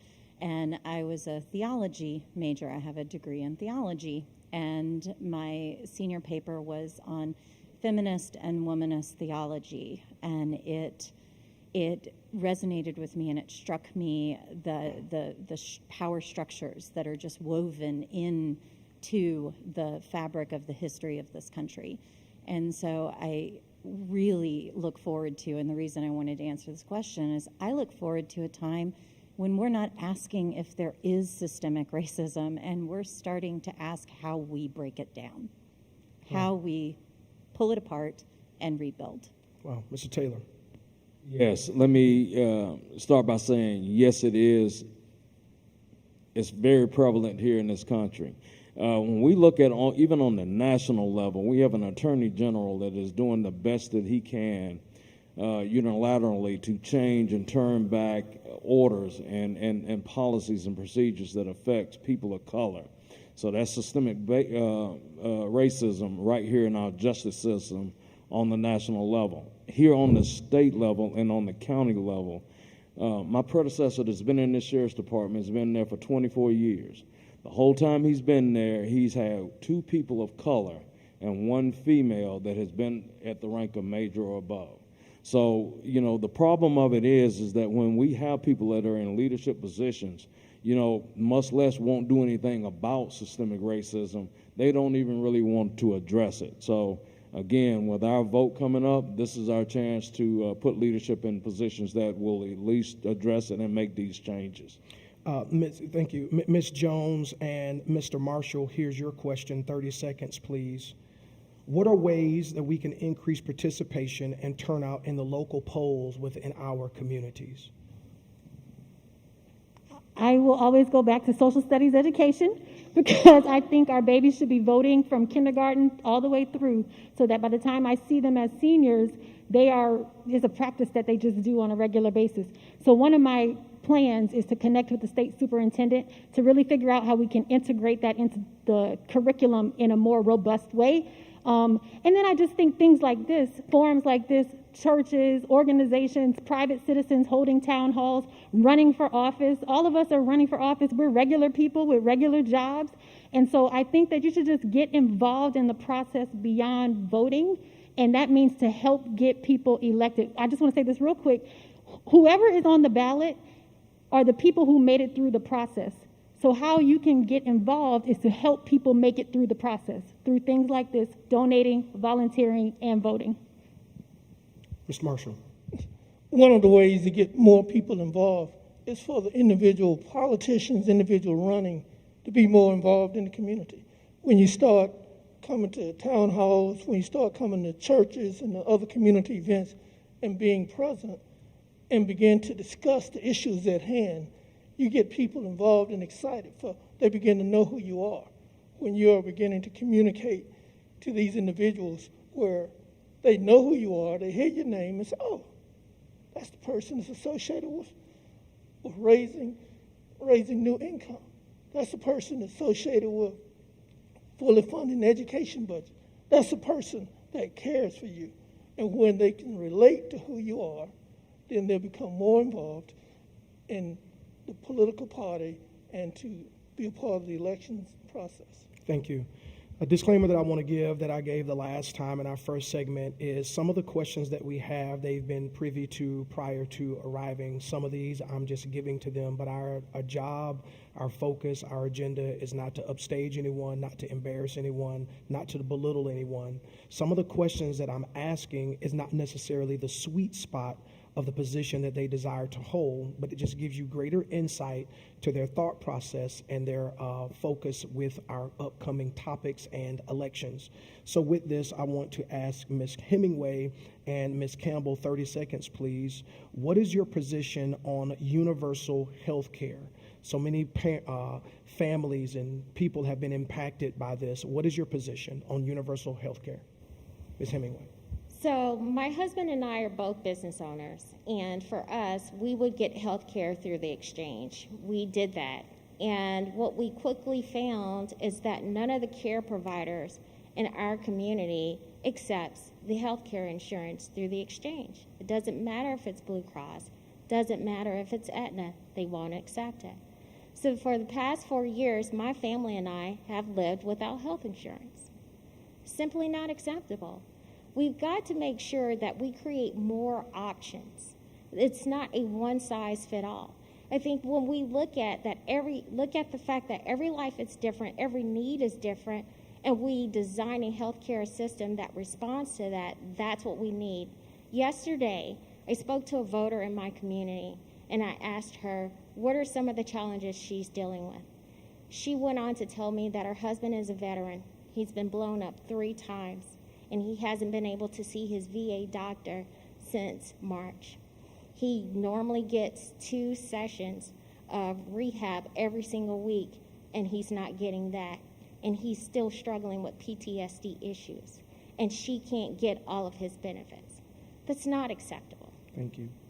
Ms. Campbell. Nikita and I have a very similar experience. As a business owner, I have been on the exchanges for the past 4 years, and it is a lifeline. It is something that I would potentially not be able to own my business without having it. I'm very fortunate that in my area Most of the healthcare exchange is accepted by providers, but I did just have that experience looking for a new doctor. They declined my health insurance, even though it was Blue Cross Blue Shield. I was stunned. And I believe that there has to be a plethora of choice. We have to give a lot of different options. There are a lot of different people in this country. As a state rep, what I can do are two very concrete things. I can expand Medicaid. I can provide insurance to almost 500,000 people in this state, a reasonable, affordable option. And I can work my hardest to block any opportunity that our governor is trying to exercise to create a waiver for the healthcare exchange and protect the healthcare exchange here in the state of Georgia. Thank you. Ms. Marshall, I actually want to ask you the same question. What is your stance on universal health care? I'm sorry, I said Ms. Marshall. I meant, I'm getting mixed up. Miss Merritt. I'm sorry. Forgive me. Yeah, come back to me. Forgive me. Yeah, so universal health care is, we know that is a federal program. However, I do think that we must expand access to health care at the state level. I will say this, the biggest thing that we do in the General Assembly is pass the budget. We just cut $8.2 million from public health from our budget, and yes, my competitor signed that budget as well. And we did this in the middle of a pandemic. Right now, African Americans are being the hardest hit with COVID. We must make sure all of our communities have access to health care right now. You know, the president likes to brag on how he got well. Well, guess what? He had the best health care, the best doctors. They treated him right away. There are people walking in the hospitals where doctors are saying, hey, I can't help you. Come back when your oxygen level is a lot lower. So we must expand health care here. My competitor hasn't looked at expanding and the access in any real way. None of the Republicans have. And that starts with expanding Medicaid here, making sure we have a very high maternal mortality rate among Black women here. We want to make sure that we are giving them the resources they need. And just above all, we can't continue to have cuts to any type of public health service here. So. Thank you. Mr. Taylor, let's pivot from there. What is your position on the current protest as a result of the outcome from the Breonna Taylor case? First of all, I support any protest as long as it's peaceful. And when we had the protest out in Gwinnett County, especially in Lawrenceville, it gave me an opportunity to actually, I attended the protest. I was a little nervous because I didn't know what to expect. I had never participated in anything such as that, especially coming from a position of law enforcement. So I took the time and I really paid close attention to what the officers was doing, what the deputies was doing. But more so, what I got out of it is I got the chance and opportunity to get out there and personally interact with some of these kids. And I call them kids because I'm a little bit older, but they were adults. And what we did was we developed some personal relationships with a lot of the organizers that was out there. I have kept these kids close to me. I plan on bringing these kids on as a panel or to help them to let them participate in a panel for me once I become the sheriff. Now, I don't know, and I can't address everything, but like I told those kids, I support you. I'll be here, and I will be the one that will make sure that you're protected while you're out here making your statement known. Thank you. Mr. Clifton Marshall, same question. What is your current position on the protests and the result of the outcome of the Breonna Taylor case? The Breonna Taylor case give us an indication of where justice was not done correctly. The protest itself brings to light the challenges that we have, and those challenges becomes that one, we need to start changing the laws where that people who cause this harm will be accountable. And part of the problem we have is law enforcement people are not always accountable for the actions that they do. And so we need law enforcement officers accountable. We need a new level of respect whereby the law enforcement officers respect the community, And more importantly, the community needs to respect the law enforcement officers, where together we can work together to have a peaceful life for everyone. Ms. Hemingway, your question. So it's a tricky question, and I'll tell you why. The first problem I have with Breonna Taylor's case is I never heard a formal apology from the officers involved to her mother. You know, at some point, we've got to think about humanity. When do we stop seeing it's us versus them and think about this is a person who lost their life? That case is very nuanced, and I don't believe that justice is served. And it's great that people are protesting, but why protest if you're not going to vote? Because we have to understand, if you don't vote, you're part of the problem. And the only way we can solve the problem is when you vote. And not just vote for president, vote for every race on your ballot. Thank you. With the pandemic that is in our country, and also here's another divide, because some say there is a pandemic, some say there's just panic. There is no pandemic. I'll base it on this question, since with COVID-19, what is your position on digital learning? Should we be doing digital learning? Should we be doing physical learning? What's your position on that, Ms. Jones and Ms. Campbell? My position on digital learning, I'm fine with giving parents the option. I think that there are parents who cannot work if they don't leave their house, and they did not anticipate not being able to provide for their families because they didn't have, school as an option for the daytime. I'm fine with the choice. I would like to have seen a plan.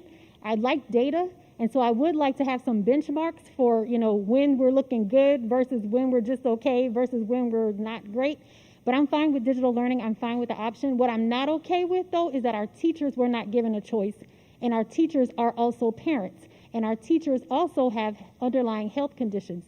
And so what I think should have happened is we should have done an inventory over the summer, asked the teachers who wants to come back. We should have taken that number and then decided from there how many students we can hold in the building, and then do a priority or ranking system based on age and ability, like special needs and whatnot. But I do not like that our teachers were not given a choice. I also don't like that our teachers were not tested. I think every teacher should have been tested before they went back into the building. Thank you. Ms. Campbell. This is a complicated question for 30 seconds, so I'm going to do my best. I am a parent. I am now a proctor. I will not call myself a teacher. What I do is proctor my kids during the day. I have 2 boys. They're 10 and 14. We opted for digital learning. I remember watching the board meeting and listening to Everton, and the words that he said that resonated was, we can hold all these things to be true, that we want our kids back, that it might not be safe that they go back, that we want our teachers to be safe, that we need kids in school. All these things are true. I opted for digital because there are a lot of people that aren't able to opt for digital, and I wanted to give them the safest school possible by keeping the class sizes down. I was very, very fortunate that I was able to make that decision. I would like to be able to continue to make that decision so that we can keep the class sizes low. A lot of my constituents, and a lot of all of our constituents, Gwinnett is the largest school system in Georgia. We have 22,000 employees with the Gwinnett Public Schools, most of them teachers, and they are anxious, and they're really kind of concerned to speak up about how they're feeling, and it really is a lack of testing, a lack of tracing, and a lack of resources that are available to them. And I think that has to be our focus at a state level, that we provide that to the schools. Thank you. Curveball, all right? Y'all ready? Curveball. As a public speaker, every word counts. As a politician, every word counts. Everything that's said is pretty much documented. It will be used against you in the court of public opinion. With that stated, the statement, stand by, stand down, or if it was stand down, stand by, was that a miscued sound bite, or is that a problem in our country? Because there are other videos that have been surfaced that have stated where the institutions have been spoken directly to. Is everybody with me? This is not scripted. This is just where because I'm a pastor. Everything that I say, I could say something in the moment. I was giving an example the other day, and I'm sorry to all of the parents. And I was saying Santa Claus is not real. And I was not even thinking, like, the kids were in here, and mamas was like, don't listen to him, Pastor, a liar. And it was like, oh, man, I got to go clean that up. Was stand down, stand by, was that a miscued, a missed moment, or is that a real problem in our world? I'll ask you first, Mr. Taylor. I'll come to you. And I know that's a loaded one, but you got to give me 30 seconds on this one because we're going to miss our final addresses. 30 seconds on this one. Go. No, that's a call to readiness. He's calling up his people to get ready for whatever it is that he wants to issue out next. Okay, stop. I got to interrupt you. Ms. Campbell, problem, yes or no, or just... Because there's other videos that say different. I just emphatically agree. I have been a manager for 25 years, and one of the things I learned right away was it doesn't matter what your intention was, it matters what the perception was. And so when he said that, can I know if he's just a buffoon who was coached to say something not knowing what was going to happen? It really doesn't matter. It was a dog whistle, okay, and it served its purpose. Mr. Marshall. That was a problem, but then again, these are signals that are given by our president continually, and this is just one of many that we have to be aware of. Thank you. Next, Ms. Mayor. Definitely a missed opportunity. He was given a direct question. All he had to do was answer that direct question, and he blew the whistle and sounded the racist alarm that he always sounds. Ms. Jones.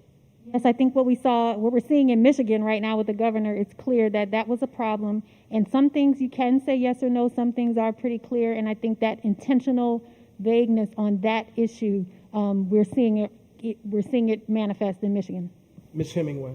Perception is reality, and everyone has a different reality. And to echo what Ms. Jones has stated, if it wasn't that may not have happened. You know, someone on Facebook mentioned the fact that had that been Black Lives Matter, they would not have been called a militia group. They would have been called a terrorist organization. Thank you.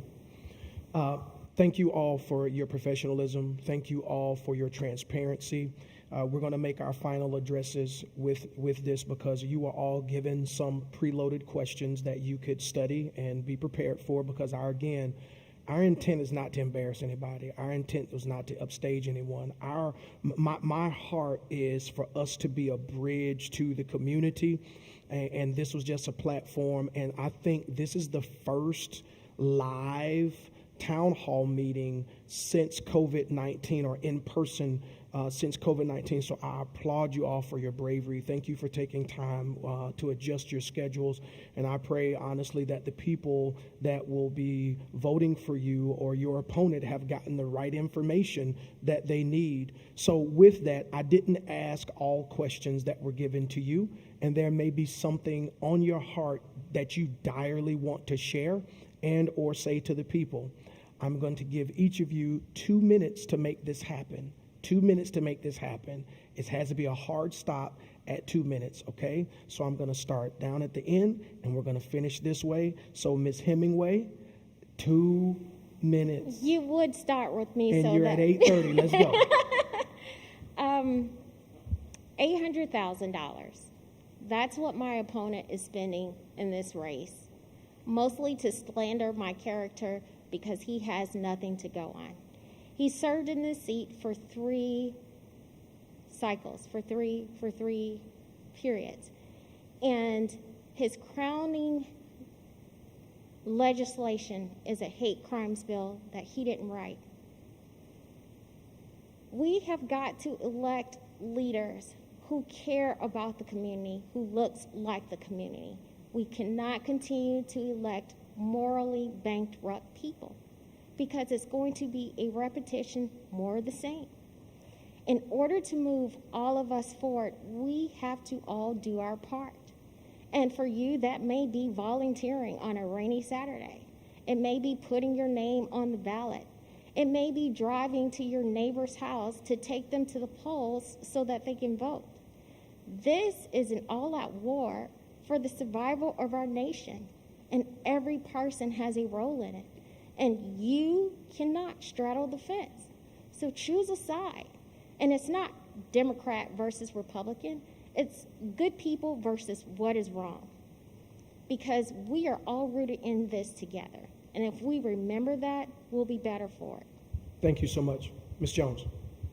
Yeah, I mean, like I said, I'm running because I want to see more compassion in politics.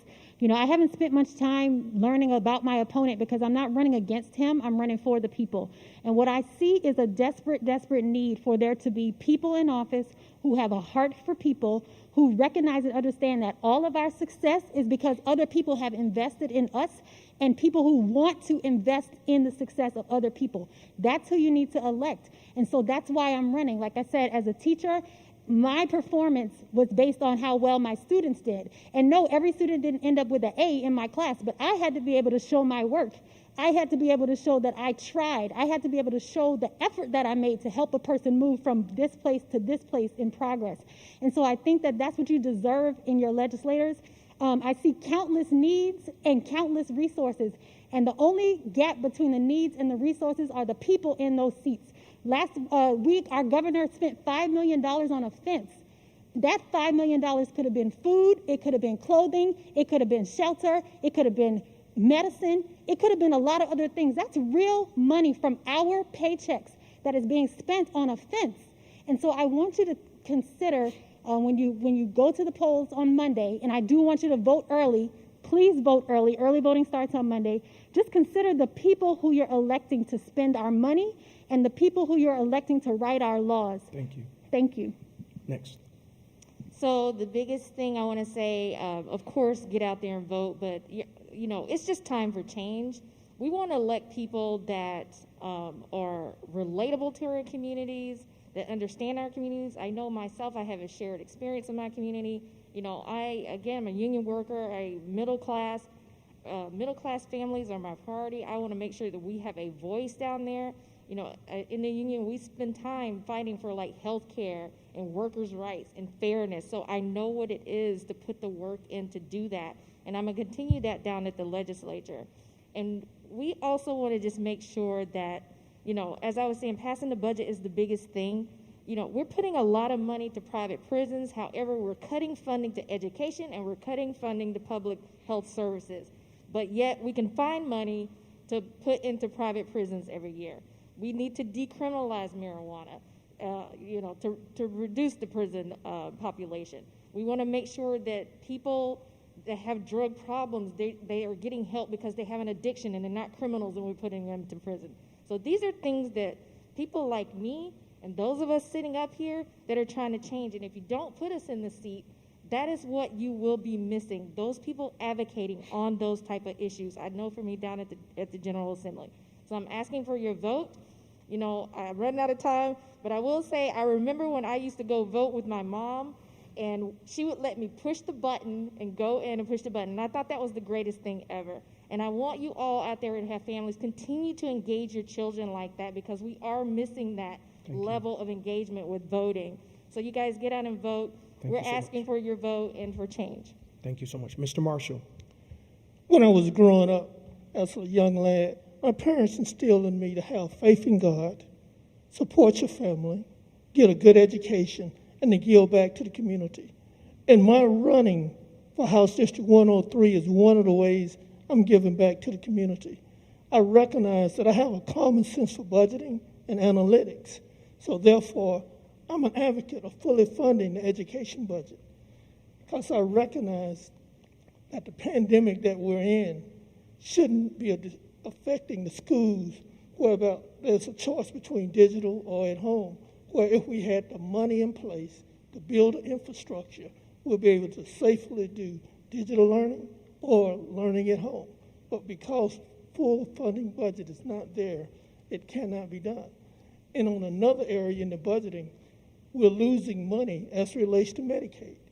I'm an advocate of expanding Medicaid, where we expand Medicaid, over 500,000 Georgians who are uninsured or underinsured could be insured. And with that in mind, there will also be an increase in job capacity of some 50-some thousand jobs because the need from expanding Medicaid. So I'm an advocate of expanding Medicaid. I'm an advocate of fully funding education. And I'm an advocate for you because I hear you and I want to respond to your need. So please vote Clifton Marshall for House District 103. Thank you, Ms. Campbell. Thank you. I just want to start by saying that there isn't anything that my friends here on stage just said that I don't agree with. If I had just a minute to talk to you about why it's important to be voting this year and why it's important to be voting for Democrats up and down the ballot, I want to talk about the census that is wrapping up right now and the fact that this House of Representatives that you'll be electing this year will be drawing the districts that we will live with for the next decade. There is an excellent chance, if we don't flip this House, that the representatives like Mr. Marshall and myself you see sitting here today and Ms. Hemingway will be drawn right out of our districts in 2 years, and we will be right back to square one. So find out who your reps are at a state level, research them, reach out to them. I can be reached on all platforms at mbcampbell4ga. I would welcome any opportunity to talk with any voter in my district or point you in the direction of who your representative and who your candidate is. I am asking for your vote. I hope I have earned it today, and if I haven't, please reach out to me. Thank you. Mr. Taylor. Yes, just to put a quick bow tie on everything that's been talked about here today, I think I can sum it up this way here. My predecessor, based upon the actions of the things that are going on over there in the Gwinnett County Jail, has cost the Gwinnett County taxpayers over $3 million in lawsuits for excessive force and wrongful death. Now, my opponent, who has had 3 years to come in and make changes, has done nothing. As a matter of fact, he's carried on those same practices. There's been a number of lawsuits. One of them I'll talk about real quick, to the tune of $202,000 that they just settled out that came as direct actions for my opponent. And there's more to come.